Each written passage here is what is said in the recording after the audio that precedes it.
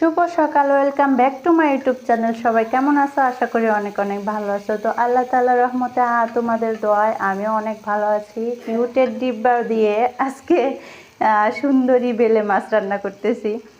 তো এটাকে আমি কিউটের ডিব্বা নাম ফালিয়েছি এই জন্য যে এটা দেখতে অনেকটা কিউট, মানে অনেকটা সুন্দর। পাতিলটা আমার কাছে খুব ভালো লেগেছে। এই পাতিলটা যদিও দাম বেশি নিয়েছে, তারপরেও আমার কাছে খুব ভালো লেগেছে পাতিলটা।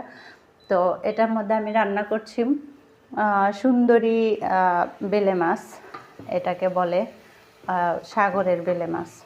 এটা মানে আমাদের যে দেশি বেলে মাছ কীরকম নরম, তো এটা ওই রকম নরম না, শক্ত সাইজের। তো আমি হালকা একটু ভেজে তারপরে রান্না করছি, কিন্তু খেতে কিন্তু দারুণ, অনেক ভালো লাগে। তো আমি এটা টমেটো দিয়ে ভালো করে কষিয়ে ঝোল দিয়ে দিলাম।